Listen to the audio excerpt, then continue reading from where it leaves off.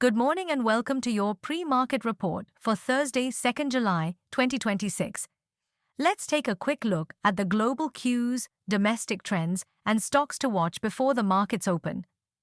U.S. markets closed lower yesterday, with the Dow Jones ending marginally lower after briefly hitting a new intraday record, while the S&P 500 fell 0.2%, and the Nasdaq Composite declined 0.7% as a sharp sell-off in semiconductor stocks weighed on sentiment. Investors also remained cautious ahead of the U.S. June jobs report, while easing oil prices on renewed U.S. Iran talks and strength in select mega-cap technology stocks, led by Meta, helped limit broader market losses.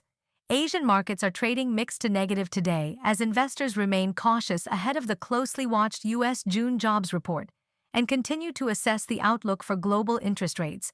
Japan's Nikkei is down around 1%, South Korea's Kospi is trading lower by over 2%, while Hong Kong's Hang Seng is trading higher as it recovers after recent corrections. GIFT Nifty futures as of 8 a.m. was trading at 24,191, thereby indicating a positive opening for the Indian markets today. Crude oil prices are trading lower, as optimism surrounding renewed U.S. Iran diplomatic talks continues to ease concerns over supply disruptions. However, production discipline from OPEC Plus and expectations of resilient global demand are helping limit further downside. Gold prices are trading largely flat, with a slight positive bias as investors await key U.S. economic data for clues on the Federal Reserve's interest rate path. While a stronger U.S. dollar is capping gains, expectations of future rate cuts and lingering geopolitical uncertainty continue to provide underlying support to the precious metal.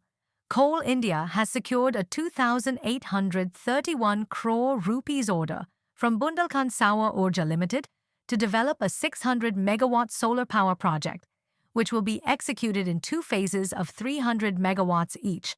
The project, with a tariff of 2.73 rupees per unit, marks another major step in the company's expansion into the renewable energy sector. Tata Technologies and Tenneco LLC have strengthened their long-standing global partnership to expand future-ready engineering and mobility capabilities from India. As part of the collaboration, Tenneco is expected to invest over $100 million over the next 5 years, highlighting its confidence in India's engineering ecosystem. Lupin has received approval from the European Medicines Agency to expand the marketing authorization for NaMuscla, its treatment for non-dystrophic myotonic disorders. The approval includes 2 new dosage strengths and extends the treatment's use to children, adolescents, and adults, broadening its addressable patient population across Europe. Despite a negative close for the U.S. markets and a mixed to negative opening for the Asian markets, Nifty is expected to open in the green today.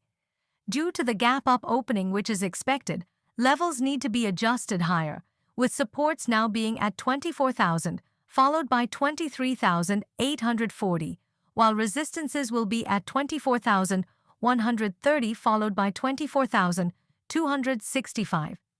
Range-bound trading at higher levels may be expected with a positive bias at open, but chances of a correction later in the session may not be ruled out.